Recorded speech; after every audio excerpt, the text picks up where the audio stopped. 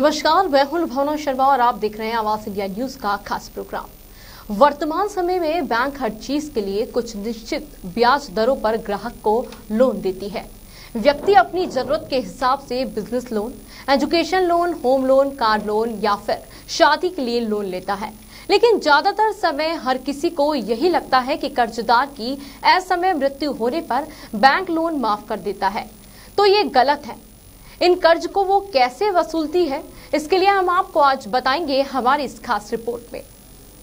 जैसा कि कर्जदार की मृत्यु के बाद बैंक से लिए गए कर्ज का क्या होता है और कौन इसके लिए जिम्मेदार होता है और क्या है कर्ज चुकाने के नियम, सबसे पहले बात करते हैं होम लोन की वसूली पर। होम लोन एक ऐसा लोन है जिसके लिए बिना शायद ही कोई व्यक्ति अपना घर बनाता होगा, पर कई बार कुछ दुर्घटनाओं में कर्जदार की अचानक मृत्यु हो जाती है। ऐसे में कर्ज चुकाना बेहद ही मुश्किल हो जाता है। ऐसी स्थिति में मृतक का उत्तराधिकारी, जिससे मृतक की संपत्ति पर अधिकार मिला है, वही बैंक का बकाया चुकाने के लिए जिम्मेदार होता है। बिना बैंक लोन चुकाए इस संपत्ति में हिस्सा नहीं लिया जा सकता।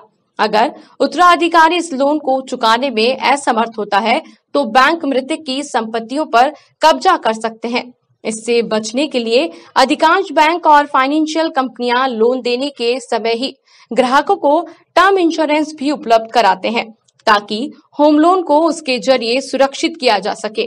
आजकल छोटे से लेकर बड़े हर तरह के बिजनेस के लिए आसानी से लोन मिलता है।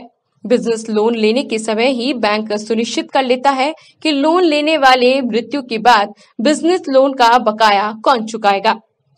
बैंक बिजनेस लोन का पहले ही इंश्योरेंस कवर कर लेता है और उसका प्रीमियम बिजनेस लोन लेने वाले व्यक्ति से पहले ही वसूल लिया जाता है और कर्जदार की मृत्यु के बाद बैंक डायरेक्ट इंश्योरेंस कंपनी से बची हुई रकम वसूल लेता है।